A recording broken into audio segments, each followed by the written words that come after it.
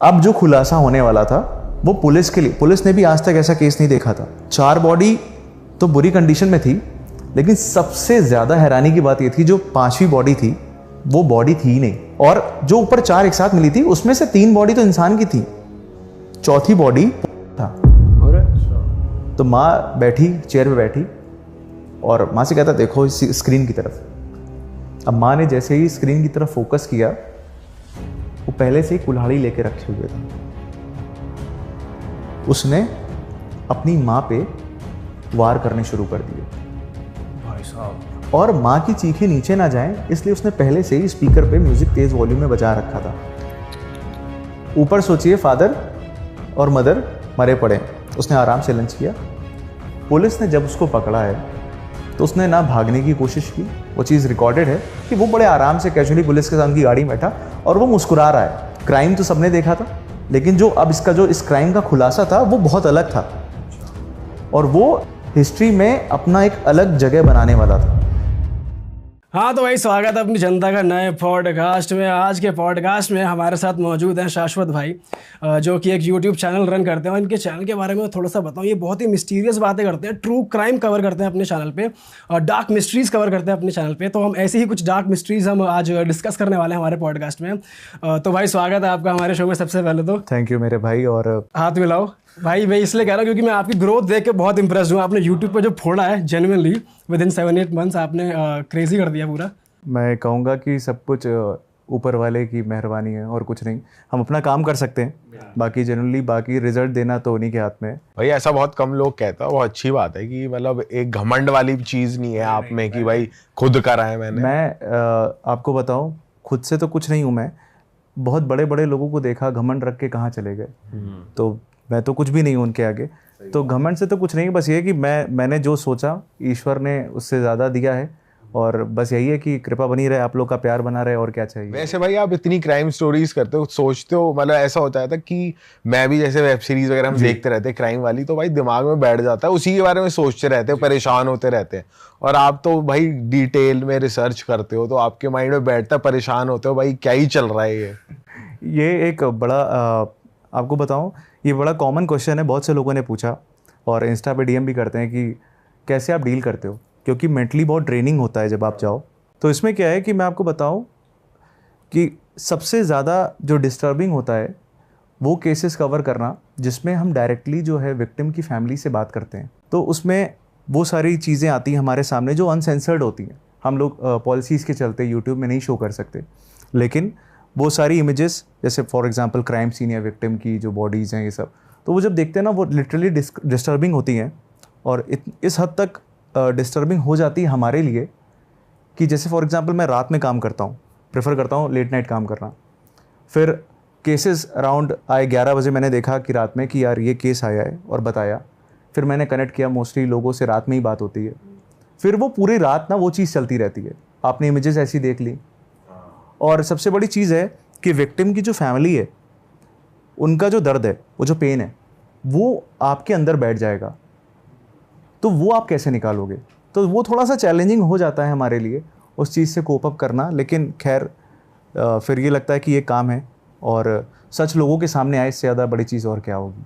बहुत सही काम कर रहे हो भाई, और आपकी इतनी डीप रिसर्च का ही रिजल्ट है जो आज आप बहुत अच्छा कर रहे हो। तो आज हमारी ऑडियंस के लिए आप क्या लेकर आए हो वो बताओ। जैसे कि हमारे आपके इस पॉडकास्ट का जो थीम है, तो थोड़ा सा हम पैरानॉर्मल साइड टच करें तो ज़्यादा बेटर रहेगा। सही बात। और ना सिर्फ पैरानॉर्मल बल्कि मैं कहूँगा ये रियल केस है जिसमें आप देखोगे पैरानॉर्मल टच है। और ये केस काफ़ी इंटरेस्टिंग मेरे लिए इसलिए था कि horror, as a horror fan मैं कहानियाँ सुनता रहा हूँ, बचपन से देखता रहा हूँ। तो आप लोग जानते होंगे यूएस का एक केस है एमिटिविल हॉरर। थोड़ा सा बता दो जिनको नहीं पता। तो यूएस में 1974 में रॉबर्ट करके एक बंदा था। उसने एक रात अपने मदर, फादर और 6 सिबलिंग, 6 भाई बहनों को उसी रात .35 कैलिबर की गन से मार दिया। एक रात में उसने अपने परिवार के सारे 6 लोगों का कत्ल कर दिया था। और उसके बाद जब ये चीज़ का खुलासा हुआ, पुलिस ने पकड़ा, तो बहुत सारे तर्क सामने आए।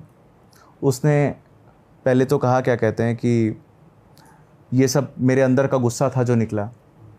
फिर उसने कहा कि मुझे कुछ आवाज़ें थीं जो ये करने के लिए मजबूर करती थी, वो बार बार मुझसे कहने के लिए मजबूर करती थी और इतना प्रेशर डालती थी कि मेरे दिमाग में 24 घंटे ही चलने लगा। वो आवाज़ें इतनी ज़्यादा मेरे दिमाग में चलने लगी कि एक पॉइंट में मुझे लगा कि यही सच है और यही करना चाहिए। तो उसने 6 के 6 लोगों को, अपने परिवार के लोगों को मार दिया। अब क्या हुआ, ये केस यहाँ से बड़ा नहीं बना, ये केस बड़ा बना इसके बाद जब उस घर में 1 साल बाद लट्स फैमिली रहने आई और वो 28 दिन के बाद वो परिवार जो है उस घर को छोड़ के चला गया। उस फैमिली ने बताया कि हमारे साथ जो है पैरानॉर्मल एक्टिविटीज़ हमने एक्सपीरियंस किए हैं, जैसे कि हमें स्मेल ऐसी आने लगी थी, हमें दीवार में जो है ग्रीन कलर का लिक्विड निकलने लगा था, हमें बदबू महसूस होने लगी थी, टेम्परेचर सडन ड्रॉप हो जाता था, रात में आवाज़ें आती थी, हमें लगता था कि कोई हमसे कान में कुछ बोल रहा है। तो ये सारी बातें जो है वो आने लगी थी। अब आप समझिए 1975 के अराउंड का टाइम है, तब सोशल मीडिया नहीं था, लेकिन ये सब जो है कंटेंट ये तब भी स्प्रेड होता था थ्रू लोकल मीडिया चैनल और मैगज़ीन और न्यूज़पेपर के थ्रू। ये ऑल ओवर यूएस में फैल गया और एमिटिविल, जिसको आज भी यूएस का मोस्ट हॉन्टेड प्लेस में दर्जा मिला हुआ है, और ये एक हॉरर स्टोरी की तरह पूरे यूएस में ऑल ओवर वर्ल्ड फिर फेमस हो गया। इस पे मूवी भी बनी हुई है आई थिंक। इस पे, हाँ, इस पे कई सारी मूवीज बनी। हाँ। आप समझिए कल्ट हॉरर बन गई, कई सारी नॉवेल्स लिखी गई। तो क्या हुआ कि ये केस इतना बड़ा बन गया कि इसमें बहुत सारी बातें, जब होता क्या है कोई केस बड़ा बनता है तो उसके अराउंड बहुत सारी चीज़ें निकल के आने लगती हैं, जैसे कि बहुत सारी नई नई थ्योरीज निकल के आने लगती हैं। 4 लोग 4 तरह की बातें करते हैं जो उसके अराउंड रहते हैं। जैसे कोई एक हॉरर है तो कोई भी होगा, वो आप समझिए जनरली कि वो कहेगा कि अरे मैंने वहाँ पे कुछ होते देखा, मैं वहाँ से निकल रहा था, मुझे दिखा खिड़की में कोई खड़ा हुआ है। अब होता क्या है कि एक चीज़ सामने आती है तो उसके अराउंड 100 झूठ निकल के आते हैं, ठीक बात है, 100 कहानियाँ बन के आती हैं। उससे कहते हैं ना 100 मुंह 100 बातें। तो हॉरर में ये होता है कि उसमें 100 मुंह से 1000 बातें निकलती हैं। हम भी कहेंगे अरे यार मैं निकल रहा था यार, मैंने देखा कि यार वहाँ पर्दा हिल रहा था, कुछ ना कुछ तो था। कभी कभी हमारे माइंड के लेवल पे हमें लगने लगता है, आपको मैं बता दूं कि ये कमरे में यहाँ पे ऐसा है, तो आप वहाँ बैठोगे थोड़ी देर आपको लगे नहीं मुझे लगा किसी ने मुझे छुआ। तो साइकोलॉजिकल लेवल पर भी हम ये चीज़ फील करते हैं। भूत प्रेत होते हैं कि नहीं होते, ये अपने आप में एक बड़ा डिबेट है, बहुत सालों से चला आ रहा है, तो इस पर नहीं पढ़ते हैं। मैं एक चीज़ मानता हूँ कि सारा खेल एनर्जी का है। भूत प्रेत होते हैं, अब कोई भी नाम दो, एनर्जी है, अच्छी है बुरी है, हर तरह की एनर्जी है। इस केस में क्या था, जब लट्स फैमिली ने ये बताया कि इनके साथ ये हो रहा है, तो लोग आए उस समय इन्वेस्टिगेट करने, बहुत सारे पैरानॉर्मल इन्वेस्टिगेटर्स आए और बहुत से अदर जो हैं जो पैरानॉर्मल एजेंसीज, जो इन्वेस्टिगेटिंग एजेंसीज थी, वो आई। अब हुआ क्या कि कुछ लोगों ने कहा कि ऐसा कुछ नहीं है। जब उन्होंने पूरा घर देखा, सेंसर्स लगाए वो सब, तो उन्होंने कहा ऐसा कुछ नहीं है। आपने एड एंड लॉरेन का नाम सुना होगा, जो कॉन्जरिंग सीरीज चली है, उन्हीं के केसेस के अराउंड बनी है। तो वो आए तो उन्होंने बताया कि हमें ऐसा फील हुआ कि वहाँ पे जो है ऐसी शक्ति है जो बहुत ही डार्क, बहुत ही नेगेटिव है। प्लस वो चीज़ जो है वो आपको प्रोवोक करती है कि आप ऐसा करो जिससे कि वो एनर्जी जो है वो और भी ज़्यादा इंटेंस, और भी ज़्यादा डार्क हो जाए। वो उसी स्पेस को रूल करना चाहती है। अदर इन्वेस्टिगेटर्स आए, उन्होंने साफ डिनाई किया कि यहाँ ऐसा कुछ भी नहीं है। और सबसे बड़ी चीज़, जब मैं रिसर्च करा, मैंने इस केस को रिसर्च किया एमिटिविल को, जो बाहर वाला था, उसमें मैंने देखा कि एक्चुअली में रोनाल्ड जो है जिसने मर्डर किया था, बाद में उसके अटॉर्नी, डिफेंस अटॉर्नी जो वकील होता है, उसने लट्स फैमिली को पैसा दिया था, अच्छा, ये प्रोपोगेट करने के लिए, ताकि जो है ये दिखा सके कि उसने जो है क्राइम वो पैरानॉर्मल इन्फ्लुएंस में आकर के किया है। तो ये दावा बहुत बड़ा था। और उसके बाद एक फैमिली ने उस घर को ख़रीदा। उन्होंने कहा कि हमें आज तक ऐसा कुछ भी फेस करने को नहीं मिला, वो सारी चीज़ें एज इट इज़ हैं। तो 2 एंगल है, एक तो है कि उसने किया कि नहीं किया, उसमें भी उन्होंने दावा किया, लेकिन वहाँ का जो उसका डिफेंस अटॉर्नी बाद में ये एक्सेप्ट किया कि हमने जो है पैसा दिया था, हम चाहते थे। और लट्स फैमिली ने क्यों एग्री किया, क्योंकि उसके ऊपर बहुत सारी बुक्स लिखी गई, मूवीज़ बनी, उससे पैसा जनरेट होता है, उससे रेवेन्यू जनरेट होता है। आप फेमस होते हो, पब्लिसिटी मिलती है। तो ये आज भी डिबेट है कि क्या जो अभी 2021 मार्च 2021 में वो जेल में ही सज़ा काटते हुए ख़त्म हो गया और उसकी डेथ हो गई। तो ये सारी चीज़ें जो हैं चल रही थी। मैंने ऐसे आउट ऑफ क्यूरियोसिटी सर्च किया एमिटिविले हॉरर केस इन इंडिया, कि इंडिया में कुछ ऐसा हुआ है। एंड सरप्राइजिंगली 2017 में नंथनकोडे केरला में एक ऐसा ही केस हुआ। अच्छा। और ये केस आप बहुत कम लोग जानते हैं, लेकिन ये केस इतना ब्रूटल है, इतना हीनियस है कि इसकी जब डिटेल्स में जा रहे थे, अनफॉर्चुनेटली ऐसे केसेस में हम किसी भी पर्सनल जो विक्टिम फैमिली में किसी से भी कांटेक्ट नहीं कर सकते, क्योंकि इसमें कोई बचा ही नहीं बताने वाला। अच्छा। तो शुरुआत होती है 2017 में। नंथनकोडे में बेंस कंपाउंड है जो वहाँ के सीएम ऑफिस से अराउंड 500 मीटर्स की दूरी पे बहुत पास में है। तो वहाँ एक बहुत बड़ा सा बंगलो है, लिटरली बहुत बड़ा, बहुत स्पेशियस है। तो वहाँ पे आग लग जाती है रात में और धुआं निकल रहा होता है। तो पड़ोसी जो थे उन्होंने देखा कि आग लग गई, उन्होंने फायर ब्रिगेड को फ़ोन किया। सिंस सीएम ऑफिस के पास था तो सेंसिटिव एरिया होता, आप जानते हो। तुरंत जो है पुलिस ने प्रॉम्प्ट रिएक्ट किया और फायर ब्रिगेड आ गई, पुलिस की टीम पहुंच गई और आग पे काबू पा लिया। तो पड़ोसियों से पुलिस ने पूछा कि इस घर में कौन कौन है, क्योंकि जानना रहता है। आग बहुत तेज़ थी, तो उन्होंने बताया कि इस घर में जो है 5 लोग रहते हैं। पुलिस की टीम और फायर ब्रिगेड जब आग पे काबू पाया गया, वो उसके अंदर गई। तो अंदर गई तो उनको अंदर फर्स्ट फ्लोर के बाथरूम में 4 डेड बॉडीज़ मिली। ओके। और एक ग्राउंड फ्लोर के बाथरूम में एक और डेड बॉडी मिली। टोटल 5 बुरी कंडीशन में जली हुई। उन्होंने बॉडी को बाहर निकाला। बॉडी की कंडीशन बहुत ज़्यादा ख़राब हो गई थी, क्योंकि आग जो है वो इतनी ज़्यादा फैल चुकी थी। सबसे हैरानी की बात ये थी, जब उन्होंने बॉडी निकाली, घर तो पूरा तहस नहस हो गया था। बॉडी बाहर निकाली, 5 लोग थे, पड़ोसी भी घिरे हुए थे। बॉडी को ले गए। जब बॉडी की जांच हुई तो अब जो खुलासा होने वाला था वो पुलिस के लिए, पुलिस ने भी आज तक ऐसा केस नहीं देखा था। उन्होंने क्या किया, जब बॉडी की जांच करनी शुरू की तो देखा बॉडी को किसी ने काटने का प्रयास किया है, मतलब बॉडी में कट थे। अच्छा। तो जब पोस्टमार्टम के पहले भी एक प्रीलिमिनरी जांच होती है, इन्वेस्टिगेशन में पहले जांच करते हैं कि बॉडी क्या है। तो उन्होंने देखा बॉडी को काटा गया था किसी धारदार हथियार से, बहुत सारे टुकड़े किए गए थे। और सिंस वो बर्न हो गई थी तो वो समझ में आ भी रहा था, तो टुकड़ों में थी। 4 बॉडी तो बुरी कंडीशन में थी, लेकिन सबसे ज़्यादा हैरानी की बात ये थी, जो 5वीं बॉडी थी वो बॉडी थी ही नहीं, जो नीचे मिली थी। नहीं, वो जो टोटल मिली थी बॉडी, वो तो पहले ले आए। पहले तो पता नहीं कहाँ से कौन मिली है, पहले तो ले आए। और जो ऊपर 4 एक साथ मिली थी, उसमें से 3 बॉडी तो इंसान की थी, 4थी बॉडी पुतला था, और मेटल का पुतला। तो ये कभी पुलिस ने नहीं देखा था कि ऐसा कोई केस होगा जिसमें एक पुतला निकले। तो अब ये तो क्लियर था कि 4 लोग ख़त्म हुए हैं, 5वां पुतला है। तो 5वां कौन है? उन्हीं में से कोई होगा। जब देखा गया तो उस पर पता लगा कि अब आइडेंटिफाई किया गया कि कौन कौन है फैमिली में, और आस पड़ोस के लोगों ने बताया तो देखा कि उसमें जो है एक ओल्ड एज लेडी की बॉडी है और 2 हस्बैंड वाइफ हैं, एक उनकी बेटी है और एक पुतला है। ओके। तो मिसिंग कौन था? उनका एक बेटा। तो उनका बेटा मिसिंग था। अब ये पुतला कहाँ से आया? तो सबसे पहली चीज़ लगती है कि क्या किसी ने उसको गायब कर दिया है, उसकी जगह पुतला प्लांट कर दिया है, क्योंकि या फिर उसने ही किया है, उसने पुतला प्लांट किया है। अब ये तभी पता लग सकता था कि जब ये पता लगे कि वो बेटा कहाँ पे है। तो अब खोज शुरू हुई, फ़ोटोज़ मिल गई थी उनको। तो उन्होंने क्या किया, पुलिस ने तुरंत एक्ट किया और फ़ोटोज़ जो है सर्कुलेट कर दी पूरे शहर भर में।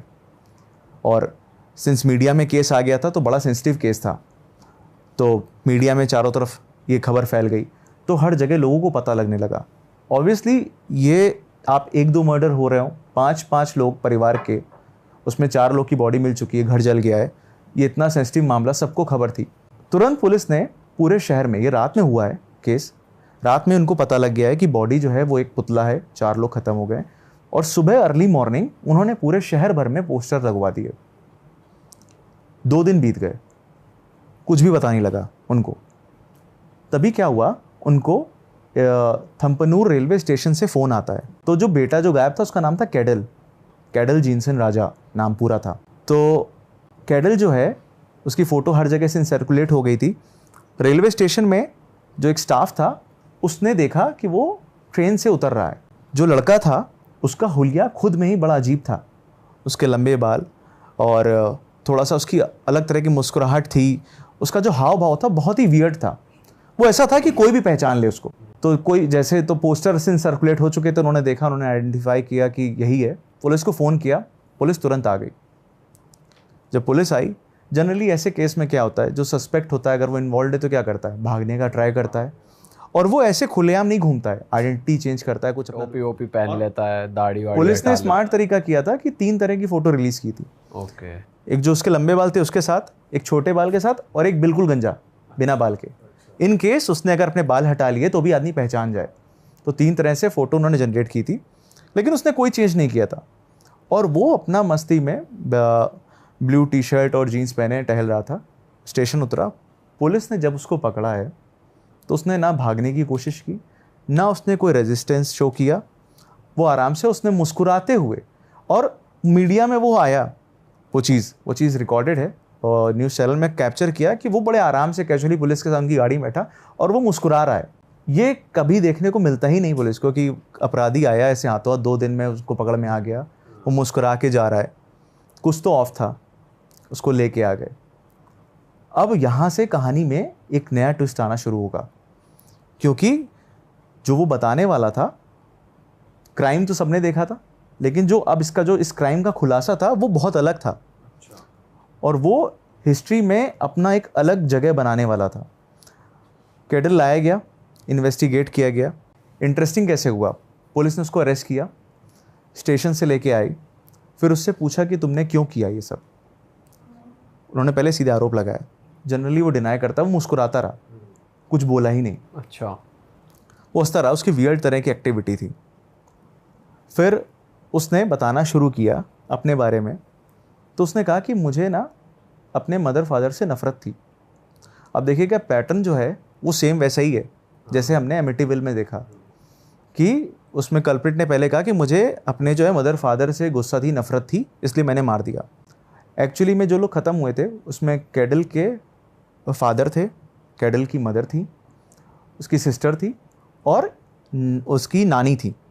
नानी हम लोग नानी कहते हैं, एक्चुअली में जो उसकी मदर की आंटी थी तो वो नानी कहता था, तो उनकी नानी लगी तो हम नानी लेके चलते हैं, तो उसकी नानी थी।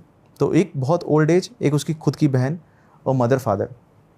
पुलिस ने पूछा कि तुमने मम्मी पापा को तो नफ़रत में मार दिया, तुमने अपनी बहन और नानी को क्यों किया, मारा? तो उसने कहा कि मदर फादर तो मेरे ख़त्म हो गए, तो अब उनका कौन ध्यान रखेगा, मैं तो रख नहीं सकता, तो मैंने उनको भी मार दिया। और अब ये चीज़ हम ऐसे बात कर रहे हैं, इमेजिन करिए जो इन्वेस्टिगेटिंग ऑफिसर सुन रहा है, उस समय जो माहौल है वो कितना इंटेंस होगा। अब जब ये चीज़ हुई उसके बाद उसने दूसरी कहानी बताना शुरू किया। तो उसने दूसरा एंगल जो बताया वो पैरानॉर्मल साइड था। अब उस साइड को समझने के लिए पहले चलते हैं पूरी उसकी हिस्ट्री को समझते हैं कैडल की, कि कहाँ से आया। क्योंकि कैडल ने जो नाम लिया था वो था एस्ट्रल प्रोजेक्शन का। एस्ट्रल प्रोजेक्शन जो है ये अगर आप एस्ट्रल प्रोजेक्शन सर्च करोगे तो क्या है, कहते हैं कि हमारा जो शरीर है ये फिजिकल फॉर्म है, एक एस्ट्रल प्लेन होता है, मतलब एक दूसरा जोन होता है जिसमें आप अपनी सोल को निकाल करके उसमें जा सकते हो। मतलब आप जीवित रहते हुए अपनी सोल को बाहर निकाल करके एक्सप्लोर कर सकते हो दूसरे जोन को, दूसरे वर्ल्ड में जा सकते हो। आप मरोगे नहीं, लेकिन आप अपनी आत्मा से दूसरी जगह एक्सप्लोर कर सकते हो, और ये थ्रू एस्ट्रल प्रोजेक्शन होता है। अब ये जो शब्द था ये आया था, ये लोगों ने कभी सुना नहीं था, तो ये कहाँ से आया और ये रीज़न क्या था, उसके लिए अगर हम पूरी हिस्ट्री को समझें इस केस की, तो कैडल जो है वो एक बहुत ही वेल ऑफ फैमिली में पैदा हुआ था। जो उसकी मदर थी वो रिटायर्ड कार्डियोलॉजिस्ट थी और एक बहुत रिनाउंड डॉक्टर थी, और जो फादर थे वो हिस्ट्री प्रोफेसर थे। तो हिस्ट्री के इतने बड़े प्रोफेसर, मदर कार्डियोलॉजिस्ट, एक बहुत ही अच्छी फैमिली, और फाइनेंशियली कोई दिक्कत नहीं थी। और जो उसकी सिस्टर थी वो भी MBBS की पढ़ाई कर रही थी चाइना में। तो घर में सब बहुत ही हाईली इंटेलिजेंट थे। कैडल क्या था, वो अलग तरह का बच्चा था, उसका पढ़ाई लिखाई में उतना इंटरेस्ट नहीं था। या आपने अगर नोटिस किया हो कि ऐसे परिवार में जहाँ पे सब बहुत ही ज़्यादा इंटेलिजेंट हैं और बहुत ज़्यादा पढ़े लिखे हैं, या जिनको इंटरेस्ट है पढ़ाई में, जो अच्छा कर रहे हैं अपनी फील्ड में, उसमें अगर कोई ऐसा बच्चा हो जिसको सीधे पढ़ाई में इतना इंटरेस्ट ना हो सकता है वो क्रिएटिव हो सकता है उसको किसी और चीज़ में इंटरेस्ट हो, लेकिन ऐसे में क्या होता है वो बच्चा पिसता बहुत बुरी तरह है, क्योंकि मदर फादर की एक्सपेक्टेशन होती है कि यार ये भी ना मेरे बाकी बच्चे या मेरे रिलेटिव में जो है वो भी डॉक्टर बन जाए, वो भी इंजीनियर बन जाए, तो उनकी एक्सपेक्टेशन ऐसी होती है। वही सेम सिनेरियो था कैडल के साथ में कि यार तुम भी जो है कुछ अच्छा करो, एकेडमिकली कुछ अच्छा करो। उसका पढ़ाई में इंटरेस्ट नहीं था। स्कूल में उसकी खूब पिटाई होती थी, टीचर्स मारते थे क्योंकि पढ़ाई में उसका इंटरेस्ट था नहीं। और जब ऐसे सिनेरियो में क्या होता है कि पेरेंट्स का भी कोई से सपोर्ट नहीं मिला, मदर फादर भी उसी तरह से थे कि यार नहीं, पढ़ाई जो है वो तुम्हारी लाइफ बनाएगी, अगर तुम ये नहीं कर रहे हो तो बेकार है। उसको अपनी बहन से कंपेयर करते थे पढ़ाई को लेकर के, बहन पढ़ाई में बहुत अच्छी, वो नहीं अच्छा, तो कंपैरेटिव होता है। माँ बाप अक्सर बहुत बड़ी गलती करते हैं, कंपैरिजन। देखो अपने बड़े भाई को, देखो अपनी छोटी बहन को, ये सब करते हैं कि यार देखो वो कहाँ चली गई वो, जबकि ये नहीं सोचते कि सब कोई अलग अलग तरह से बने हुए हैं। ये चीज़ उसके साथ थी। अब सोचिए छोटे बच्चे के साथ कंपैरिजन चल रहा है, वो पढ़ाई में तो स्ट्रगल कर रहा है, स्कूल में उसकी कोई सुन नहीं रहा, उसको टीचर्स मार रही हैं। ऐसे सीन में क्या होता है, बच्चे से कोई दोस्ती भी नहीं करता।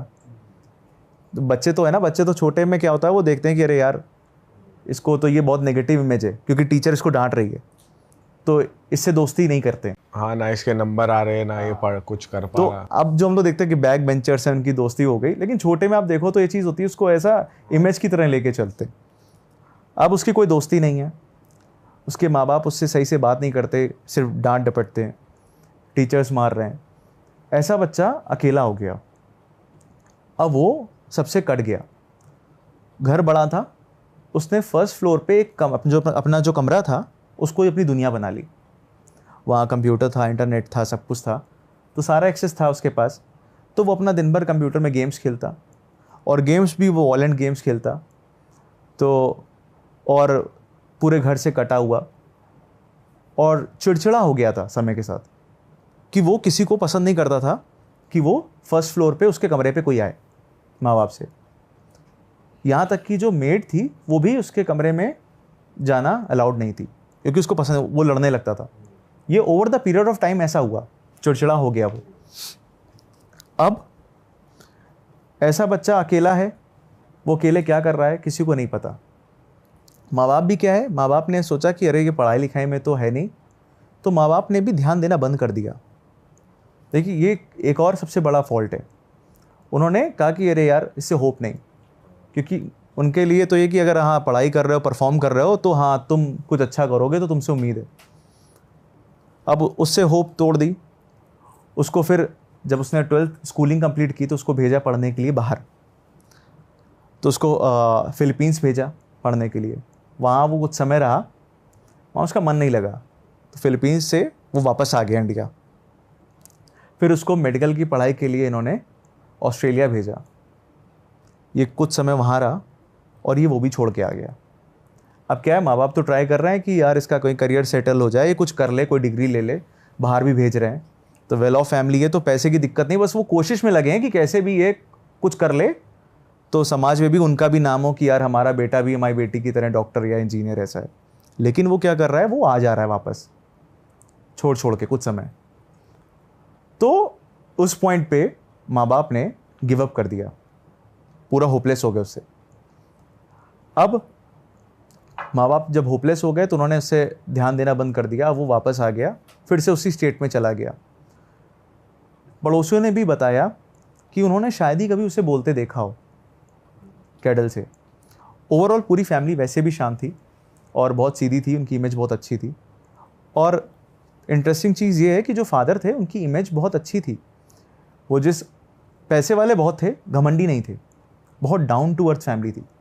एक फैमिली जो समाज में बहुत अच्छी है, उसकी इमेज बहुत अच्छी है, और इतनी अच्छी कि अगर वो ऑटो भी ले रहे हैं तो जो किराया लग रहा है उससे ज़्यादा पैसा दे रहे हैं। तो लोगों की मदद करना, गरीबों के लिए दान पुण्य करना, और तो ये सारे अच्छे काम भी करते थे, तो समाज में उनकी इमेज अच्छी है। ऐसे में उन्हीं के घर का बेटा अंदर ही अंदर घुट रहा है और इसके बारे में कोई नहीं जानता। अब क्या हुआ, एक दिन कैडल कहता है कि मुझे जो है गेम और एनिमेशन में इंटरेस्ट है और मुझे उसकी पढ़ाई करने के लिए ऑस्ट्रेलिया जाना है। अब ये फर्स्ट टाइम था कि उनके बेटे ने कोई इंटरेस्ट शो किया कि यार चलो, ये कह रहा है, होता ना कि यार चल कोई कुछ तो बोला, ये हाँ। कुछ तो करना चाहता है, चलो यही कर लो, हम जो बनाना चाह रहे थे वो नहीं बन रहे हो लेकिन तुम कुछ तो कर रहे हो। तो वो खुश हो गए। उसने बताया कि मुझे ऑस्ट्रेलिया जा करके एनिमेशन और गेम के ऊपर, गेम डेवलपमेंट के ऊपर पढ़ाई करनी है। तो एग्री करके उनका ठीक है, उन्होंने उसको ऑस्ट्रेलिया भेज दिया। वो वहाँ रहा, कुछ समय तक वहाँ रहा। फिर उसने घर पे फ़ोन किया, कुछ महीनों बाद उसने बताया कि मेरी यहाँ पे जॉब भी लग गई है, सब कुछ बढ़िया चल रहा है। और तो घर वाले खुश हुए कि यार पढ़ रहा है, इसकी जॉब भी लग गई है, ये सेटल भी हो रहा है।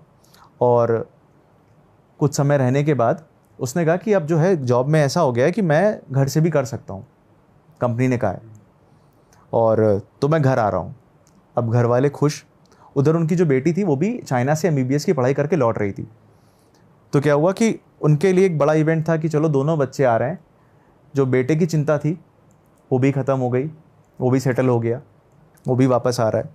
तो बेटा वापस आ गया, बेटी वापस आ गई, सब बहुत अच्छा, एक हैप्पी फैमिली, सब बढ़िया चल रहा है। उनको नहीं अंदाज़ा है कि उनके साथ कुछ ऐसा होने वाला है जो उन्होंने कभी इमेजिन नहीं किया था, बल्कि कोई माँ बाप नहीं सोच सकता।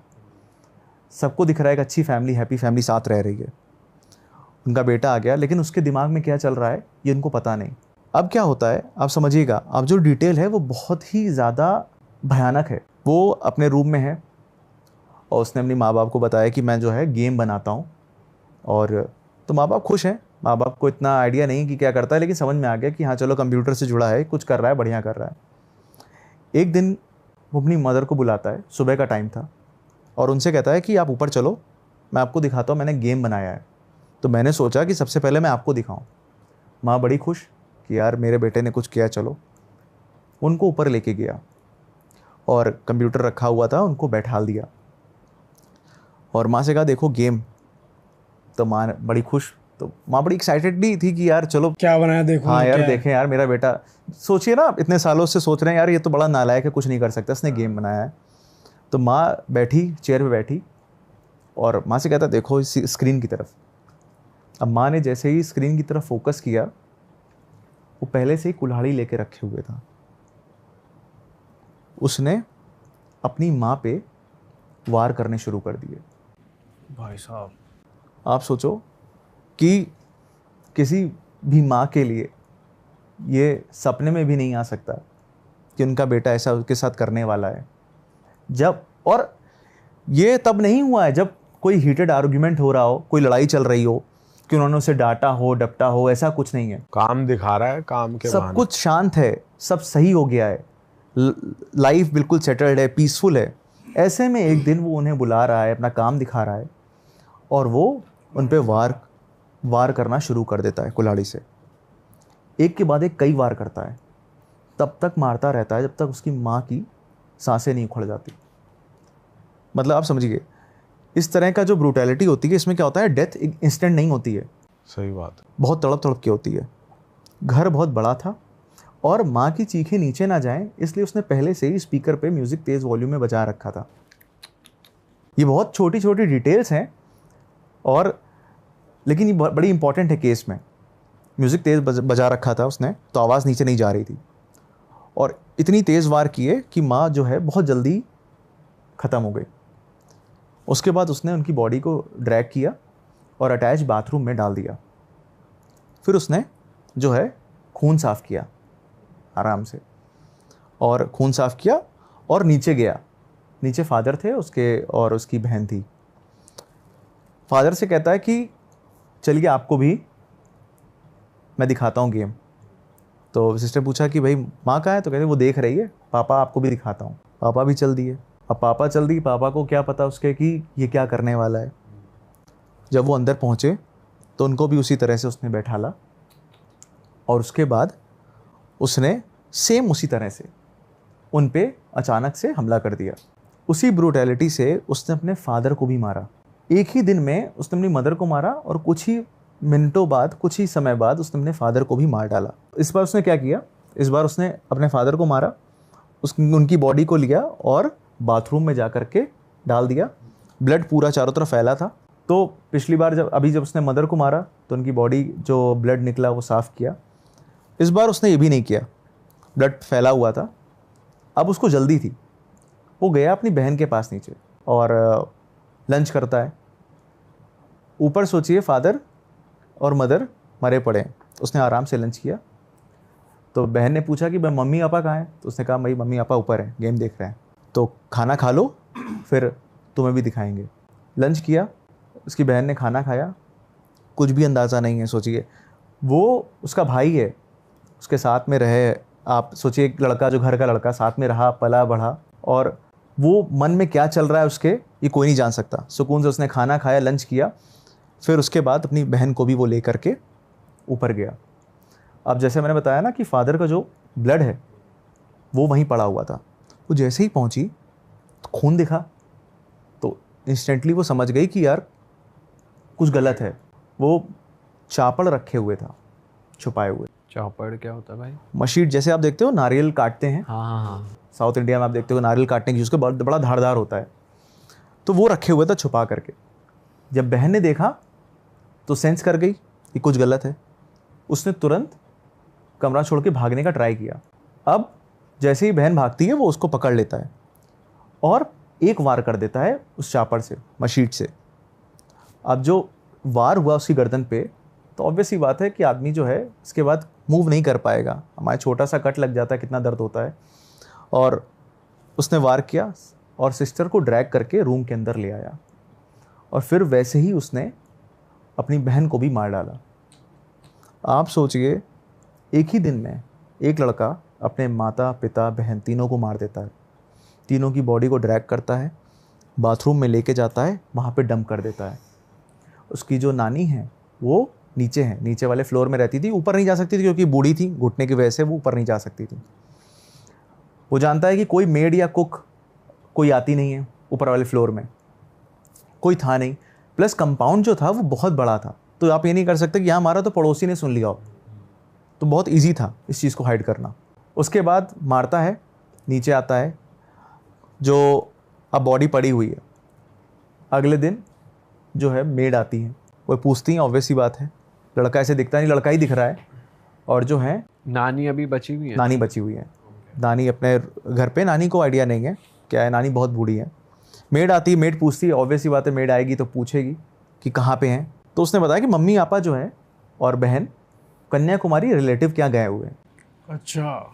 उसने पहले से, अब देखिएगा शातिर कितना है। उसने कहा कि मम्मी पापा तो गए हुए बाहर और अभी कुछ दिन बाद हो सकता है नानी भी चली जाए। अच्छा, पहले से पहले ही बता रहा है। उसने पहले से बोल दिया कि नानी भी चली जाए। मैं सरप्राइज रहता हूँ कि आप सोचिए दिमाग, इंसान का दिमाग कितनी गहराई तक जा सकता है, कितने अंधेरों तक जा सकता है। ये हमारी आपकी सोच से भी बहुत परे है। उसने तो मेड ऑब्वियसली बात है क्वेश्चन थोड़ी करेगी आपसे कि भाई उसने कह दिया तो गए होंगे। उसने अपना यूजुअली काम वाम निपटाया और वो चली गई, मेड और कुक चले गए। और उसने उसके बाद अपनी नानी को भी, नानी कमरे में गया, उसने अपनी नानी को भी उसी तरह से मार डाला। नानी को तो अंदाज़ा नहीं था कि ये करने वाला है, उसने नानी को भी मार डाला उसी रात और उनकी बॉडी को उनके ही अटैच बाथरूम में डाल दिया। वो ये जैसे बच्चों का खेल हो, मर्डर करना, वो भी अपने परिवार वालों का। अब नानी भी जो बची थी वो भी चली गई, वो भी ख़त्म हो गई। ये पहले से प्लानिंग ऑब्वियसली कर चुका था, इसीलिए उसने मेड को जो है, और ये मेड ने स्टेटमेंट दिया, ये सब वेरीफाइड है, पुलिस को बताया कि उन्होंने क्या, क्योंकि बाद में स्टेटमेंट लिया गया तो ये सब चीज़ें क्रॉस चेक होती हैं। तो यानी उसने पहले से प्लान बना रखा था कि अब नानी को भी रास्ते से हटाना है। अब आगे केस को फुल प्रूफ बनाने के लिए उसने क्या किया, उसी रात एक पास के रेस्टोरेंट से 5 लोगों का खाना मंगवाया। कोई है नहीं बचा, मर्डर कर चुका है, सबकी लाशें घर पे पड़ी हुई हैं। 5 लोगों का खाना इसलिए कि अगर इन केस ज़रूरत पड़े तो एक एलिबाई बन गया कि यार हाँ मैंने तो खाना मंगाया था, सब थे। अब वो क्या करता है, वो 3 दिन तक उन्हीं डेड बॉडीज़ के साथ रहा भी। वो लड़का उसी घर में सो रहा है, उसी घर में खा पी रहा है जहाँ नीचे उसकी नानी मरी पड़ी है, उसी अटैच बाथरूम में तीनों लोग डेड पड़े हुए हैं, उसके मम्मी पापा बहन, ऐसे घर में वो रह रहा है। फिर क्या होता है, गर्मी का मौसम है, केरला का केस है, तो हीट है, गर्मी है मौसम, इसलिए क्या हुआ, बॉडी डिकम्पोज होने लगी, तो स्मेल आने लगी। स्मेल से बचने के लिए उसने क्या किया, उसने सोचा इनको जला देते हैं। पहले उसने काटने का ट्राई किया, तो बॉडी काटनी शुरू करी। अब बॉडी काटना इतना आसान नहीं है, उसने ट्राई किया, लेकिन जब वो उससे लगा कि वो नहीं काट पा रहा, उसने सोचा कि वो जला देता है। इसके लिए वो पहले से ही पेट्रोल जमा कर रहा था। 5 लीटर्स ऑफ पेट्रोल वो धीरे धीरे करके इकट्ठा कर चुका था। आप देखिए, इकट्ठा ज़्यादा वॉल्यूम में तो आप पेट्रोल नहीं ले सकते ना, सीधे आप गाड़ी में भरवा सकते हो, लेकिन एज़ पर रूल आपको ऐसे ओपन नहीं मिल सकता। तो क्या है, थोड़ा थोड़ा करके उसने पहले से ही इकट्ठा करना शुरू किया था। अब ये क्या शो करता है कि वो पहले से ही सोच प्लानिंग कर रहा है कि हाँ कहीं ना कहीं प्लान था। तो 250 ml करके वो पहले इकट्ठा कर रहा है कि 5 लीटर कितनी ज़रूरत पड़ेगी। उसने क्या किया, उस पेट्रोल का यूज़ किया बॉडी को जलाने में। अब पेट्रोल एक बहुत फ्लेमेबल है, तो जब उसने पेट्रोल डाल के आग लगाई तो आग जो है फैल गई। उसको पता नहीं था कि इतनी बढ़ जाएगी, तो पूरे घर में फैल गई, घर जलने लगा। तो वो उसी रात भाग गया। घर जब जलने लगा, उसे कंट्रोल नहीं कर सकता, तो वो घर छोड़ के भाग गया। ये वही आग थी जब पड़ोसियों ने देखा और पुलिस को बुलाया। अब ये पकड़ जाता है, तो इसने बताया, पहले तो इसने झूठ बोला कि मुझे नफ़रत थी इसलिए मैंने मार दिया। भाई नफ़रत थी तो ये तो तभी एक्ट करना चाहिए था जब तुम्हारे साथ ये सब हो रहा था, सब कुछ नॉर्मल है, पेरेंट्स तुम्हें सारे रिसोर्सेज दे रहे हैं। मैं मानता हूँ कि उनकी गलती रही है कि उन्होंने नेगलेक्ट किया। पेरेंट्स का कहीं ना कहीं फॉल्ट था, जब वो बच्चा था उसको उस पर ध्यान न देना। सोचिए, मदर खुद एक डॉक्टर थी, लेकिन अपने बेटे की मेंटल हेल्थ के ऊपर वो बिल्कुल ध्यान नहीं दे पाई। लेकिन कोई भी चीज़, कोई भी रीज़न ये परमिशन नहीं देता कि आप क्राइम करो, है ना। फिर उसने बताया कि जब मैं ऑस्ट्रेलिया गया तो मैं एस्ट्रल प्रोजेक्शन के बारे में पढ़ रहा था। मैंने डार्क वेब सर्च किया, उसमें मुझे ऐसी चीज़ें मिली जिसमें मुझे इंटरेस्ट आना शुरू हुआ, और मैं वही चीज़ की प्रैक्टिस अपने घर वालों पे करने वाला था। और एस्ट्रल प्रोजेक्शन के थ्रू मैं जो है पावरफुल बनना चाहता था, इसीलिए मैंने वो डमी मंगाया। जब पुलिस ने कहा थोड़ा एक्सप्लेन करो कि क्या है ये डमी, क्यों मंगाया, उससे तुम क्या करने वाले थे, तो उसने कहा कि मैं अपने पेरेंट्स को मारता, उनकी आत्मा निकलती, उन सारी आत्माओं को मैं डमी में कैद करता, और फिर उन आत्माओं को कैद करके उनसे शक्तियाँ लेता ताकि मैं जो चाहूँ वो कर सकूँ। ये उसका जो था मेन रीज़न था, उसने जो बताया। तो मैं इतने सालों से सीख रहा था, मुझे इंटरेस्ट, और इसने बताया कि ये 2-3 सालों से नहीं, ये बचपन से वो इस चीज़ों में इसको इंटरेस्ट आना शुरू हो गया था जब वो टीनेज में था। तो 10-12 साल से वो इन्हीं सारी चीज़ों को पढ़ रहा था कंटिन्यूसली। और एस्ट्रल प्रोजेक्शन अगर आप देखोगे तो ये अराउंड द वर्ल्ड हर एक जगह इसका जिक्र है। आप चाहें आप अगर चले अफ्रीका चले जाओ, वहाँ उस साइड कई ट्राइब्स हैं, वाई ट्राइब्स हैं जो इसको मानती हैं, कि उसमें मानती हैं कि आप अपनी आत्मा को अपने शरीर से निकाल करके अपने अकॉर्डिंग चीज़ें कर सकते हो, ट्रैवल कर सकते हो। हाँ, ट्रैवल कर सकते हो, अपने अकॉर्डिंग चीज़ें कर सकते हो। हिंदू कल्चर में भी ये चीज़ मानी जाती है, अपने हिंदू धर्म में भी ये चीज़ मानी जाती है। और आप जैपनीज़ रिलीजन में देखोगे तो उसमें भी इस चीज़ का जिक्र है। इनफैक्ट इजिप्ट में भी द बुक ऑफ डेथ है, उसमें भी है कि जो है उसमें इमेजेस मिली हैं और उसमें जिक्र भी है कि बॉडी जो है, जिसको वो लोग कहते हैं बॉडी से बाहर निकल के शरीर, वो एक्सप्लोर करते हैं, वो देखते हैं कहाँ रिसोर्सेज हैं, और लोगों को हील करने के लिए वो एनर्जी और अपने पूर्वजों से कनेक्ट करने के लिए वो यूज़ करते हैं। तो around the world, north America से लेकर के आपकी जापान तक, चाइना तक, इंडिया, हर जगह इसका जिक्र है एस्ट्रल प्रोजेक्शन ये का। चीज़ नहीं सुनने में आ रही है जो बता रहा है कि वो आत्मा जब निकल जाएंगी तो उनको वो हाँ, ट्रैप करके उनसे पावर्स लेगा। अब ये आप चीज़- समझिए, किसी एस्ट्रल प्रोजेक्शन में ये नहीं है हाँ, ये कहीं मेंशन कि आप किसी को मार के उसकी आत्मा, कई जगह ये भी न्यूज़ में आया कि उसने कहा कि मैं मार के देखना चाहता था कि उसकी आत्मा शरीर से निकल रही है, तो पहली बार नहीं देख पाया इसलिए मैंने दूसरा मारा। ऐसा नहीं है, उसने कहा कि मैंने इसलिए मारा कि मैं उन सारी बॉडीज़ की जो उन सारी आत्माओं को कैद करना चाहता था, उससे शक्तियाँ लेना चाहता था। अच्छा, एस्ट्रल प्रोजेक्शन की अगर वो बात कर रहा है तो उसमें तो ये था कि आप अपनी आत्मा को बाहर निकाल के एक्सप्लोर करते हो, जो पहले ऋषि मुनि करते थे, कहा जाता है ऐसा, या अदर कल्चर में भी ऐसा था। ये कहीं नहीं है कि भाई तुम किसी और को मार करके उनकी आत्मा से ये चीज़ की प्रैक्टिस कर रहे हो। अब पुलिस का कहना था कि ये पूरी मनगढ़ंत कहानी है, ये एक प्री प्लान्ड मर्डर था, उसने सोच रखा था। सारे एविडेंसेस भी इसी तरफ इशारा करते हैं कि ये कोई क्योंकि वकील जो है, जो डिफेंस लॉयर है, वो ऑब्वियसली ये अप्रोच करता है कि दिखा सके कि मेंटली अनस्टेबल है ताकि सज़ा ना हो। अब आते हैं आईपीएस श्रीलेखा जी पे, जिन्होंने इस केस को बहुत क्लोजली ऑब्जर्व किया। उनका यूट्यूब चैनल भी है, उन्होंने इसके बारे में बताया भी है। उन्होंने बताया कि जब वो कैडल से मिलने गई तो पहले तो उन्हें मिलने नहीं दिया जा रहा था, क्योंकि बहुत ही सेंसिटिव केस है और बहुत ही रिस्की भी है, वो बहुत वियर्ड टाइप का है। तो उसका बिहेवियर ऐसा है, क्योंकि जब उसको जेल में रखा गया तो उसने अपने साथियों पे भी, जो जेल में अंदर कैदी थे, उन पे भी हमला किया। अच्छा। उन्हें मारने का अटेम्प्ट किया। तो जब उसने ये किया तो उसको पागल खाने शिफ्ट कर दिया गया। फिर उसका 20 दिन तक इवैल्यूएशन किया गया। तो जब कहा गया कि नहीं ठीक है, इसको जेल में रख सकते हैं, तो उसको फिर जेल में रखा गया। जेल में जब जाने के बाद उसने फिर से हरकत करी। तो ये बार बार अक्सर ऐसा करता था कि जब जेल में होता था तो अपने साथियों पे हमला कर देता था, तो उसको अलग सेल में रखा गया। तो ये इतना रिस्की पर्सन था। आईपीएस श्रीलेखा जी ने कहा जब हमें मिलना है उससे, तो अथॉरिटीज़ ने मना किया कि बहुत रिस्की है मैम, आप मत मिलिए। लेकिन उन्होंने इंसिस्ट किया, उन्होंने कहा कि नहीं मुझे मिलना है। तो फिर अरेंज किया गया उनके लिए, एक सेटअप बनाया गया। तो एक हॉल था, बड़ी सी टेबल रखी गई, एक एंड पे उनको कहा कि आप बैठो, और एक बेल रखी गई कि अगर आपको कोई भी दिक्कत हो तो आप वो बेल बजा देना, सिक्योरिटी गार्ड्स रहेंगे, वो तुरंत आ जाएंगे। आप समझो ना कि कितना रिस्क होगा कि एक आईपीएस के लिए कि आप बेल रखो कि वो ला रहे हैं।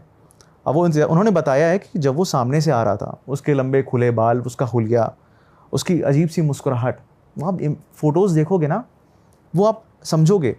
शाहरुख खान सर ने बड़ी अच्छी बात कही है, don't be negative, it shows on your face. तो नेगेटिविटी इंसान की चेहरे पे दिखती है, ये बहुत सच है। आपके अंदर नेगेटिव विचार होंगे तो आपका चेहरा भी वैसा ही वो शो करने लग जाएगा, पॉजिटिव चेहरे अलग से दिख जाते हैं। तो वो सीन उसके साथ था। आप सोचिए इतनी डार्क नेगेटिविटी है तो उसका चेहरा वैसा दिख रहा था। तो उसको देख करके जो उनको जो एनर्जी महसूस हुई, उनको लगा कि सच में ये चीज़ जो कही जा रही कहीं ना कहीं है, उतना नेगेटिव हो चुका है। तो जब वो आया, उन्होंने उनसे बातचीत करी, तो वो जवाब नहीं दे रहा था, गोल मोल बातें कर रहा था। फिर उन्होंने कुछ ऐसे उससे पर्सनल बातें पूछनी शुरू की पर्सनल लाइफ में, तो वो भड़क गया, उसका बिहेवियर बदलने लगा। उसने अपनी आवाज़ें अलग अलग तरह से निकालनी शुरू कर दी। उसने एक चीज़ बोली, उसने कहा, उसने लिटरली उनको आंटी कहा कि आंटी आपके पीछे वो खड़ा हुआ है और वो मुझसे कह रहा है कि मैं आपको मार दूं।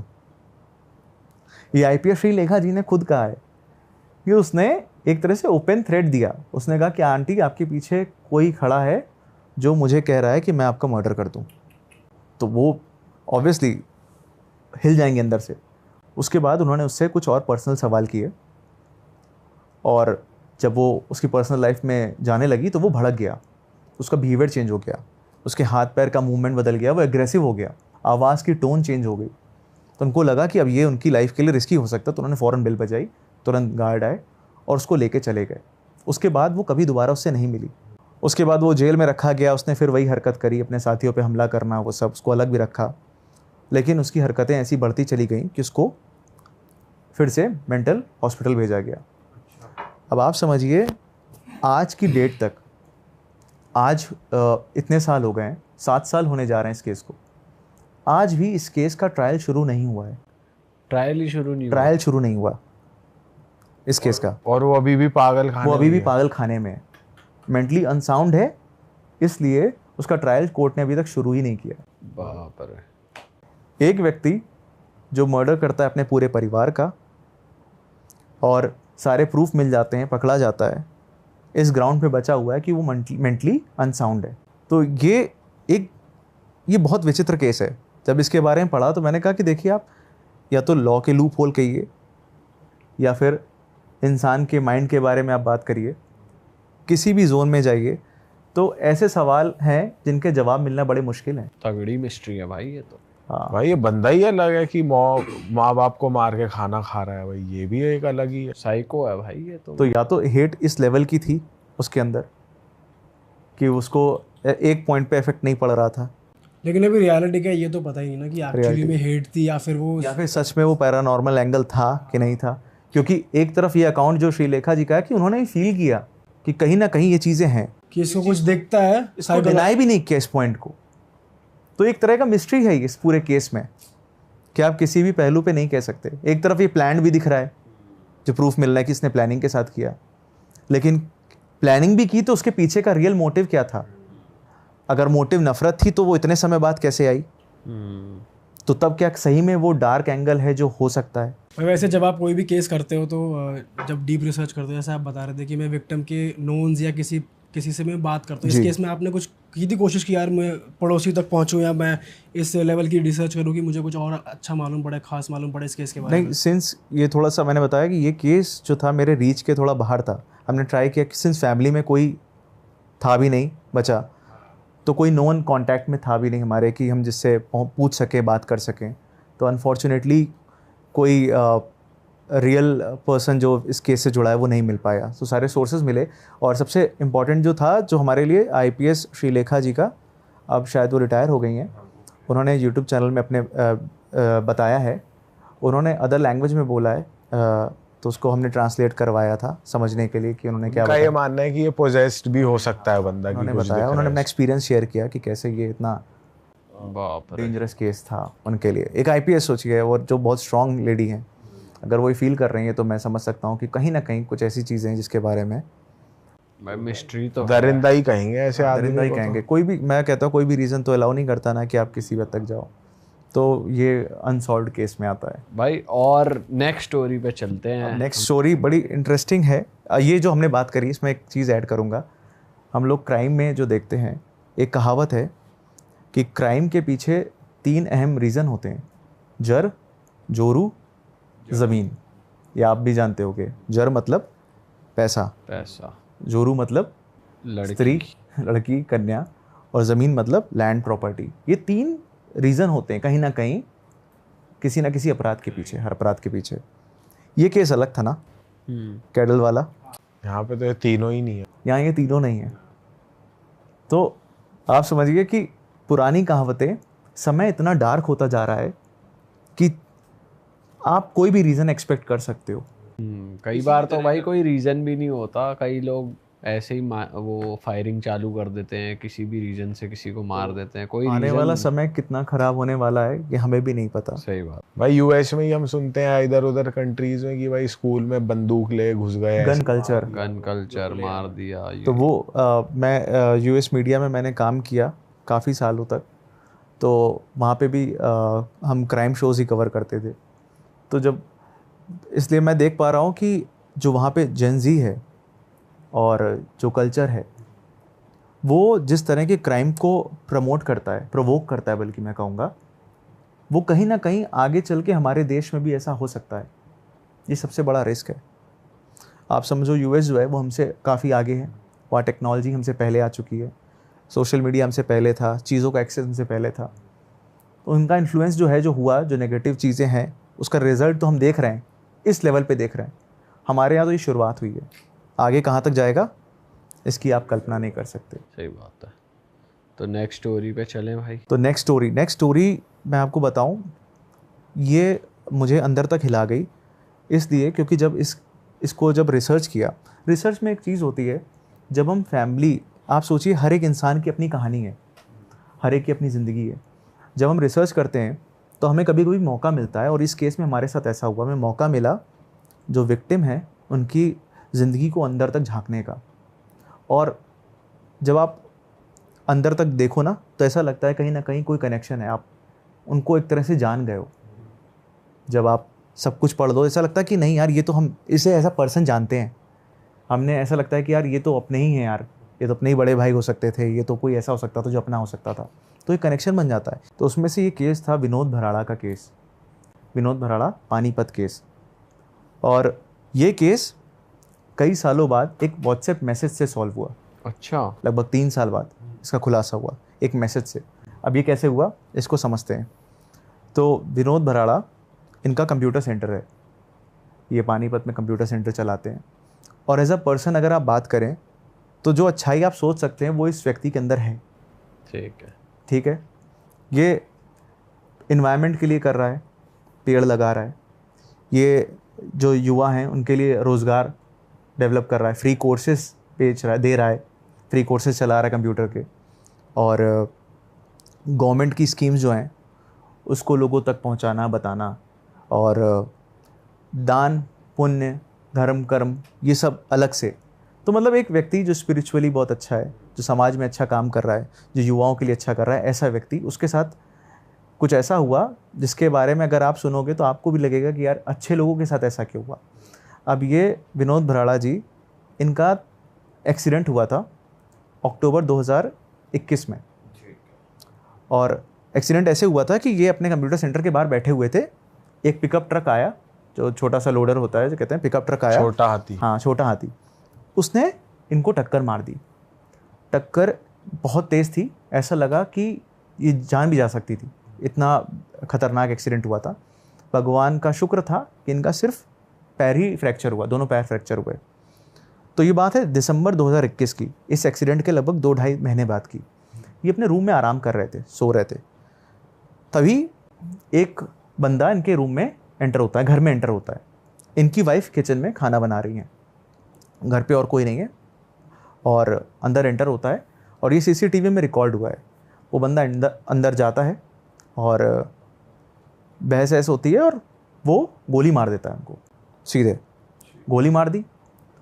तो वाइफ कैमरे में है, वाइफ निकली और वाइफ ने शोर मचाया, डोर अंदर से लॉक था, उसने बंद कर दिया था किलर ने, शोर मचाया, बाहर भागी, बाहर से लोगों को बुला के लाई, बड़ी क्लोज कम्युनिटी थी, आस पड़ोस के लोग थे, तुरंत भाग के आए सब मोहल्ले वाले एकदम से, और बहुत, मैं कहूँगा बहुत ही ब्रेव थे कुछ लोग। उन्होंने क्या किया, वो गन लिए था और गेट खोल के, दरवाज़ा खोल के रूम का, वो लहराते हुए गन भागा, लेकिन वो डरे नहीं मोहल्ले वाले, उन्होंने उसे पकड़ लिया, उसको बांध के पीटा भी, और उसके बाद पुलिस बुलाई, पुलिस ने उसे अरेस्ट किया। जब उसको पब्लिक मार रही थी तो उसने कहा मुझे मार डालो, मुझे फ़र्क नहीं पड़ता। उसको कोई रिमोर्स नहीं था, कोई गिल्ट नहीं था। पुलिस आई, पुलिस अरेस्ट करके ले गई। तो पुलिस को पता लगा, जब पुलिस ने उससे पूछताछ की, उसकी आइडेंटिटी निकली, तो निकल के आया ये वही लोडर वाला था, वही पिकअप ट्रक वाला था जिसने 2.5 महीने पहले टक्कर मारी थी। और वो बेल पर, हिट एंड रन में जेल गया था, लेकिन वो बेल पर बाहर आया हुआ था, और ऐसा कह रहे थे कि वो विनोद भराड़ा पे दबाव बना रहा था कि वो केस को वापस ले लें, विड्रॉ कर लें, लेकिन वो मान नहीं रहे थे, और वो इसीलिए वो उनसे बात करने आया था कि भाई आप केस वापस ले लो, और जो गलती हो गई वो इंटेंशनली नहीं थी, कंट्रोल के बाहर चली गई गाड़ी, इसलिए ऐसा हुआ। लेकिन वो माने नहीं, इसलिए उसने उनको गोली मार दी। ये केस, ये समझ में आया, ठीक, ओपन एंड शट केस है, दिख रहा है। अब आप समझिएगा पुलिस की भी लापरवाही, ओपन एंड शट केस मान के केस हो गया क्लोज, कातिल पकड़ा गया, रीज़न पता लग गया, मोटिव पता लग गया, बंद हो गया। 2.5 साल बाद लगभग इस केस के आईपीएस अजीत सिंह शेखावत, इनके पास, ये एसपी हैं पानीपत के, इनके पास एक व्हाट्सएप मैसेज आता है, वो विनोद भराड़ा के भाई प्रमोद भराड़ा का था, और उन्होंने रिक्वेस्ट की कि इस केस की जांच करो, क्योंकि इसका सच वो नहीं है जो दुनिया में निकल के आया है, कुछ और है। अब इन आईपीएस जो अजीत सर हैं, ये बहुत तेज़ तर्रार हैं, इनकी इमेज बहुत अच्छी है। और जो प्रमोद भराड़ा जी हैं, ये ऑस्ट्रेलिया में रहते हैं, इनके भाई के साथ ये हुआ, इनके रियल भाई के साथ ऐसा केस हुआ। तो उन्होंने, जब उनको पता लगा कि इनकी पोस्टिंग हुई है, तो उन्होंने कहा कि, उन्होंने सोचा कि यही है जो इंसाफ दिला सकते हैं, क्योंकि इनकी इमेज बहुत अच्छी है, ईमानदार भी हैं।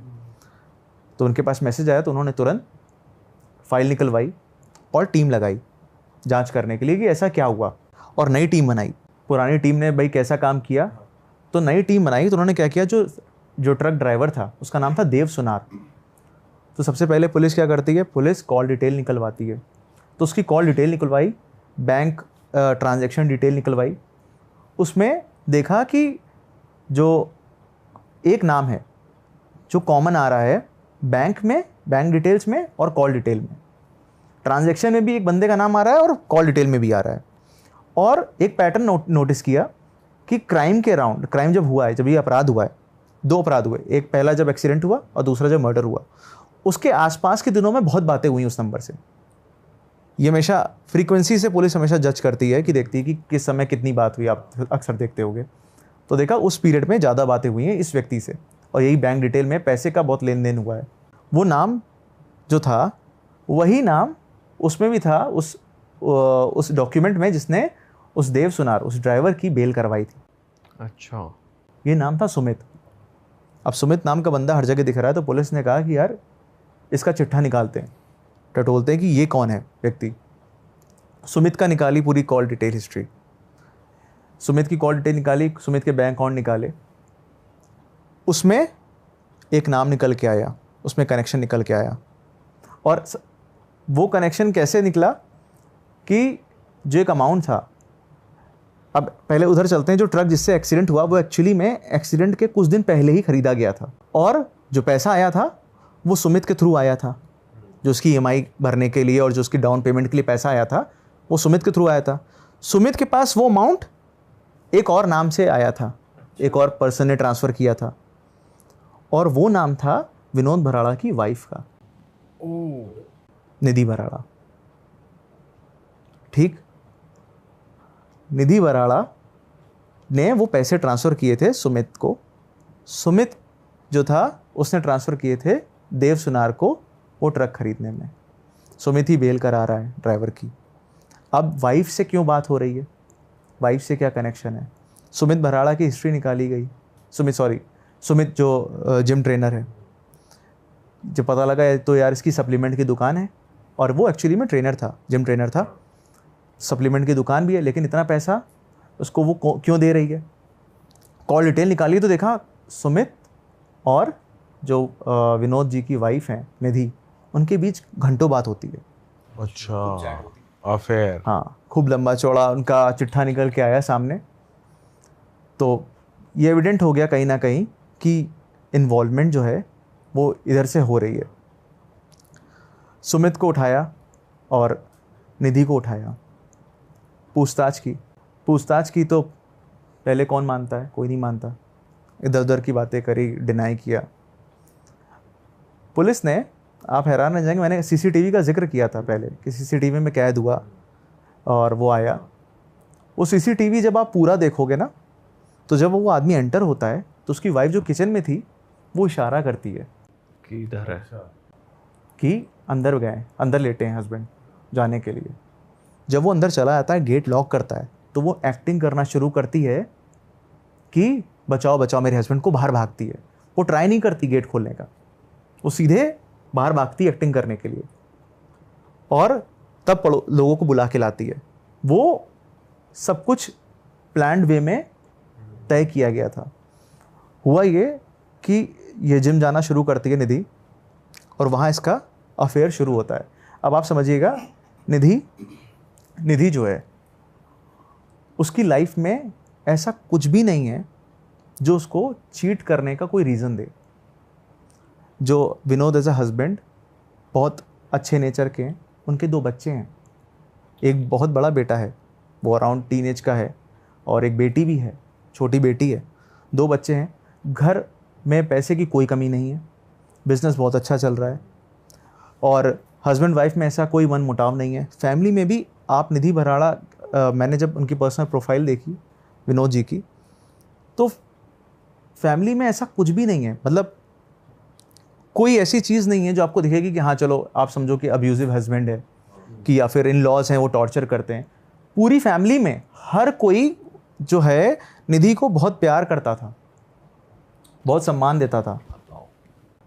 ऐसे घर में एक लेडी रह रही है, शादी को 14-15 साल के ऊपर हो चुके हैं, 17 साल हो गए हैं, उसके बाद वो प्लान करती है अपने हस्बैंड का मर्डर। सिर्फ किस लिए? क्यों? क्योंकि उसका अफेयर शुरू हुआ, और हुआ ये कि ये अफेयर था, वो तो काम से बाहर रहते थे, ये अपना चैट करती थी, और उसके बाद क्या करती थी, अपनी कॉल हिस्ट्री जो है वो डिलीट कर देती थी। अब इस केस में जब मैं घुसा तो मैंने देखा कि होता क्या है कि आप किसी से बात करो, कोई चीज़ हाइड करोगे तो आप पर्टिकुलर वो कॉल डिटेल जो है वो डिलीट कर दोगे। लेकिन अगर कोई पूरी कॉल हिस्ट्री डिलीट कर दे, मतलब कि बैक की सारी, तो एक बार डाउट आएगा कि यार ये क्यों डिलीट हुई। तो विनोद जी ने एक बार ऐसे नोटिस किया कि यार कॉल हिस्ट्री डिलीट है, और जब भी वो उसका फ़ोन चेक करते थे, देखते थे ऐसे, तो देखते थे एक भी कॉल नहीं रखी है, हाँ। मतलब कोई भी कॉल नहीं। तो कोई डेली अपनी कॉल हिस्ट्री क्यों डिलीट करेगा? कोई भी मूर्ख नहीं है। तो दिमाग में एक शक जाता है, एक जाता है, कुछ ना कुछ तो गड़बड़ है। उनके दिमाग में ये चीज़ बैठ गई, तो वो बस ये देख रहे थे कि क्या है रीज़न। तो सही जवाब भी नहीं मिला था इस बारे में। एक दिन उन्होंने मौका मिला कि निधि का फ़ोन उनके हाथ में आया, तो उन्होंने मैसेंजर पर हुई चैट पढ़ ली, और वहीं से उनको समझ में आ गया किसका अफेयर। उन दोनों के बीच में झगड़ा भी हुआ इस चीज़ को लेकर के, और उसके बाद वो बंदा फिर से मौका देता है अपनी वाइफ को। समझता है कि चलो गलती हो सकती है, एक बार हो गई गलती, हो जाता है।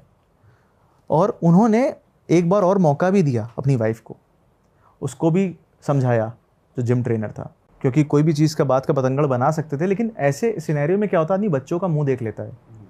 शादी कोई 2-3 साल की नहीं थी, बहुत समय बीत गया था और सब कुछ अच्छा था। मैंने वीडियोस देखे हैं, लिटरली हस्बैंड वाइफ कितने खुश हैं, साथ में हैं। वो अपने बेटे के लिए बाइक गिफ्ट कर रहे थे, अभी जब बर्थडे पार्टी थी उनके में, तो अपने बेटे के लिए बाइक लेके आए, सुपर स्पोर्ट्स बाइक लेके आए, गिफ्ट कर रहे हैं।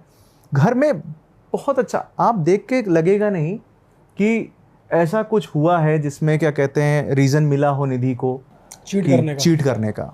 वो व्यक्ति ऐसा है ही नहीं। वो व्यक्ति समाज में अच्छा काम कर रहा है, पूरे सोसाइटी में उसकी इमेज है, पैसे की कोई कमी नहीं है। उधर सुमित का क्या था, सुमित ने देखा, सुमित को उठाया पुलिस ने। पुलिस तो जब पूछती उसके बाद तो फिर आप जानते हो वो तो बोलेंगे ही। तो सुमित का क्या रीज़न, सुमित ने क्यों किया, सुमित ने देखा कि भाई अच्छा एज जो थी अराउंड निधि की उस समय थी 37-38 आई गेस। तो और सुमित जो है वो इतनी एज का नहीं था, वो अर्ली 30s के अराउंड था, और वो जानता था निधि के बारे में, और ये भी जानता था कि जो हस्बैंड है उनके वो पैसे वाले हैं, पैसे कोई कमी नहीं, तो पैसा बहुत बड़ा फोकस था। अब सोचिए वो बाहर का व्यक्ति है, वो देख रहा है, उसका तो लालच जुड़ा हुआ है, और निधि यहाँ पे बहक गई, वो उसके साथ हो गई। और ये भी पता था कि इंश्योरेंस करा रखा है विनोद ने, तो इंश्योरेंस का पैसा अच्छा वो भी मिलेगा, और वो मिला भी। जब ये हुआ है, आप सोचिएगा, केस हुआ, मर्डर हो गया और क्लोज हो गया, पुलिस ने अरेस्ट कर लिया। पहले लगा कि चलो एक्सीडेंट कर रहा था, गुस्से में मार दिया। कुछ लोगों के मन में था यार हिट एंड रन केस है। आप सोचो, हिट एंड रन में वैसे भी सज़ा बड़ी नहीं है, उसके लिए आप कोई मर्डर थोड़ी कर देगा और बड़ी सज़ा पा जाएगा। तो ये तो बड़ी बेवकूफ़ी वाली चीज़ थी। तो लोगों के मन में कहीं ना कहीं था, लेकिन रीज़न क्या था कुछ समझ में नहीं आ रहा था। केस बंद हो गया। जैसे ही ये चीज़ केस क्लोज हुआ, उसके बाद निधि जो है उस घर को छोड़ के दूसरी जगह, दूसरे मोहल्ले शिफ्ट हो गई। उसने ये कहा कि मुझे ना अपने हस्बैंड की बहुत याद आती है, विनोद की बहुत याद आती है, इस घर में रह करके मुझे हर जगह बस जहाँ भी देखो तो मुझे उन्हीं की कमी लगती है। ये सब रीज़न जो होते हैं दे करके उसने वो घर छोड़ दिया। घर क्यों छोड़ा? क्योंकि उस मोहल्ले में वो सुमित से तो मिल नहीं सकती थी। अब उसने नई जगह घर लिया ताकि वो उस बॉयफ्रेंड से वो आराम से मिल सके। बताओ। पुलिस को ये भी पता लगा कि मर्डर होने के 3 महीने बाद ये लोग साथ में मनाली भी घूमने गए। अरे भाई साहब, सोचिए। और बच्चों का क्या हुआ? बेटे को इसने क्या किया, जो फादर इन लॉ के पैसे थे वो पहले हड़प लिए। मतलब जो विनोद जी के फादर के पैसे थे वो उसका भी यूज़ किया अच्छा खासा, वो भी हड़पे। अपने जो बेटे को है वो चाचा के पास, यानी भाई के पास ऑस्ट्रेलिया में, विनोद जी के भाई के पास भेज दिया। बेटी छोटी थी, छोटे बच्चों की ऐसे भी समझ नहीं होती, तो वो साथ में थी। बेटा चला गया, बेटा बड़ा था तो समझ सकता था, उसको भेज दिया। अपना ये फ्री हो गई यहाँ पे, और ये अपना अलग रहने भी लगी, मनाली भी घूम आई, इंश्योरेंस का पैसा भी मिल गया, तो पूरी अय्याशी चल रही थी। बताओ। जो भाई हैं विनोद जी के, देखिए फैमिली में ना अंदर कहीं ना कहीं जो है, आप अगर देखो तो शक हो ही जाता है। और ऐसे सिनेरियो में क्या होता है, जो पर्सन होता है जो कहीं ना कहीं अफेयर या इसमें पड़ा होता है लव एंगल में, तो चाल ढाल, हाव भाव, बातचीत बहुत कुछ बदल जाती है। तो वो चीज़ कहीं ना कहीं समझ में आ जाती है। प्लस क्या हुआ कि विनोद जी के जो भाई हैं प्रमोद जी, उन्होंने अपने कुछ, जो ऑस्ट्रेलिया रहते थे, हाँ जी वही? ऑस्ट्रेलिया में रहते थे, उन्होंने अपने कुछ लोग लगा दिए। उनको वहाँ से खबर मिलती रहती थी कि ये क्या कर रही है। 3 महीने बाद अगर मनाली जा रही घर की बहू, पता तो लग ही जाएगा। सही बात है। तो ये शक नहीं होगा कि कहाँ गई, किसके साथ गई, सब पता लग जाता है, कुछ भी छुपता नहीं है। जो उसकी सारी हरकतें थी, भले ही उसने घर चेंज कर दिया, मोहल्ला चेंज कर दिया, जगह बदल दी, लेकिन सब पता लग जाता है। और वो प्रमोद जी पता करवा रहे थे क्योंकि उनको कहीं ना कहीं बैक ऑफ द माइंड ये डाउट था। जब उन्होंने देखा और उन्होंने पुलिस को अप्रोच भी किया, अनफॉर्चुनेटली किसी ने उनकी बातों को ध्यान ही नहीं दिया। पता है, पुलिस ने ही इग्नोर किया। उन्होंने वेट किया, उन्होंने कई बार अपील की, वेट करते थे कि कोई रिस्पॉन्स है, लेकिन पुलिस ने कोई कुछ भी नहीं किया। उसे मन का वहम मान लिया और करना ही नहीं चाहती पुलिस, काम कौन करे। तब जब ये IPS अजीत सर आए हैं, इन्होंने इस चीज़ को सीरियसली लिया, फाइल खुलवाई, तब ये चीज़ें निकल के आई सामने बाप रे। कि ये बंदी। फिर उन दोनों को सजा हुई? अब केस चल रहा है एज यूजुअल, सज़ा तुरंत कहाँ होती है। ये अभी रिसेंटली हुआ है, मई में हुआ है, अभी मई 2024 में अभी खुलासा हुआ है, अभी कुछ महीने पहले ही, अभी कुछ महीने पहले हुआ है। 2021 में हुआ था, मर्डर हुआ है दिसंबर 2021 में, अब जाके पकड़े गए हैं।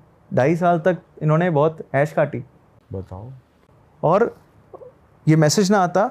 और सबसे इम्पॉर्टेंट एलिमेंट, जब मैं रिसर्च कर रहा था तो CCTV फुटेज सामने आई। अब आप समझो, कोई मूर्ख होगा जो उस CCTV फुटेज से नहीं समझ सकता कि वाइफ इन्वॉल्व है। अगर उस समय ही जब ये हुआ था केस, जब देव सुनार जो ड्राइवर है, जब उसने गोली मारी थी, घर में CCTV कैमरा लगा है, अगर पुलिस वही चेक कर लेती तो ये क्लियर हो जाता। बीवी का इशारा जो था वो दिख जाता। इशारा था, आप थोड़ा पॉज करके रुक के देखोगे तो उसमें दिखेगा कि वो अंदर एंटर होता है। मैंने बड़ा जूम करके देखा, पॉज करके फ्रेम बाय फ्रेम देखा, तो रूम में एंटर होता है और वो धीरे से हाथ से उठा करके ऐसे इशारा करता है, ऐसे मतलब नमस्ते करता है। वो किचन में है, वो देख रही है, वैसे इशारा करती है, मतलब दोनों ने आई कांटेक्ट किया, उसने इशारा किया, उसके बाद वो अंदर के, उसने इशारा किया कि अंदर है, और वो अंदर जाता है और वो करता है। फिर उसके बाद उसकी एक्टिंग शुरू होती है। जिसने मर्डर करा और जो ट्रेनर था, उनका लिंक पता चला वो कौन था उसका? हाँ, ये भी केस था कि इसमें जब इन्होंने पता किया कि कैसे लिंक हुए, तो इन्होंने इसको हायर किया, जो ड्राइवर था, और उससे कहा कि तुम क्या कहते हैं, जो एक्सीडेंट करो, एक्चुअली में एक्सीडेंट का पर्पस यही था कि एक्सीडेंट में ही मार दो। हाँ। उसी समय ही मारना था, लेकिन चूंकि बच गए तो प्लानिंग जो है फेल हो गई, और प्लस पकड़ गया तो उसको जेल भी हो गई।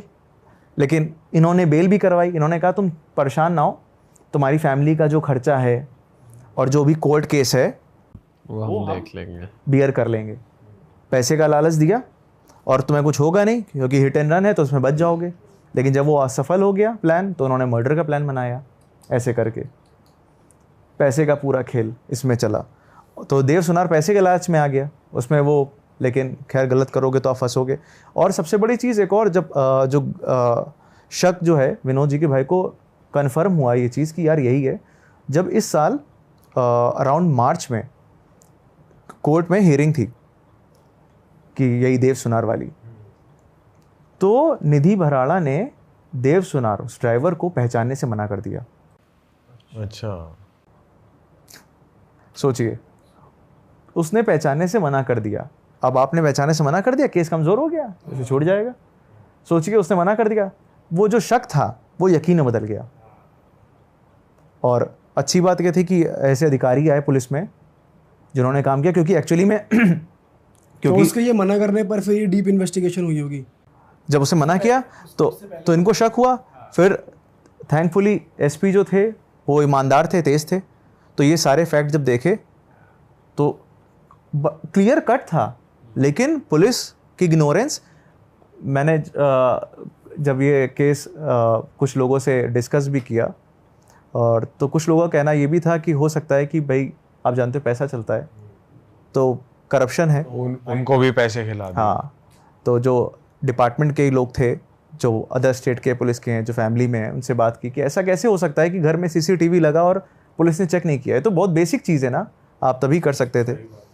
तो उन्होंने इनडायरेक्टली यही कहा कि करप्शन जो है वो किसी भी फैक्ट, किसी भी तथ्य को इग्नोर करवा सकता है। सही बात है भाई। सीसीटीवी था बड़ा। और एक और चीज़ अगर आप देखो तो कि निधि ने इतनी प्लानिंग करी, ये भूल गई कि कैमरा लगाए। या माइट भी उसको लगाओ कि कैमरे का जो एंगल है उसमें वो आएगी नहीं, क्योंकि वो किचन से छुप के इशारा कर रही है, तो वो उस दिमाग में होगा कि वो नहीं आएगी। लेकिन तो मुझे सबसे ज़्यादा दुख हुआ कि विनोद भराड़ा जी, जिन्होंने सब कुछ बनाया, सब कुछ दिया, सब कुछ किया, इतने अच्छे इंसान होते हुए भी उनके साथ बहुत गलत हुआ। आप देखेंगे सबसे ज़्यादा मूव हुआ मैं उनकी पर्सनल लाइफ के बारे में जान करके। मुझे तकलीफ़ यही चीज़ की हुई कि कैसे किसी की फितरत जो है किसी की ज़िंदगी तबाह कर देती है। सही बात है। और इस केस में भी यही हुआ। और सोशल मीडिया में आप देखोगे तो हम लोग जैसे देखते हैं ना, हम लोग स्टोरीज से, स्टेटस से जान जाते हैं कि इंसान के माइंड में क्या चल रहा है। अगर आप देखो तो जैसे आदमी उदास होता है तो उस तरह के पोस्ट डालने लगता है, उस तरह की शेर व शायरी लिखने लगता ही होता है। और सिंस वो फेसबुक में एक्टिव थे तो फेसबुक में मैं पोस्ट पढ़ रहा था, तो उस टाइमलाइन के अराउंड देख रहा था, तो मैं समझने का प्रयास कर रहा था कि कब इनको ये पता लगा होगा, क्या चेंज आए होंगे। क्योंकि और जब आप साइकोलॉजिकल लेवल पे एनालाइज करो तो मैंने देखा कि जैसे गणेश पूजा होती है, गणेश चतुर्थी होती है, तो विसर्जन होता है, तो उनकी अपनी वाइफ के साथ हर एक पूजा में, उनके फेसबुक प्रोफाइल में हर एक पूजा में वो लोग साथ में हैं, साथ में कर रहे हैं। और जो लास्ट वाली जो थी जब वो जीवित थे, जो गणेश विसर्जन था उसमें वो अकेले थे, अकेले की फ़ोटो थी। तो आप देखो छोटी छोटी चीज़ें होती है, पैटर्न होता है, वो समझ में आता है कि उसमें वो अकेले थे, उसमें वो नहीं थी।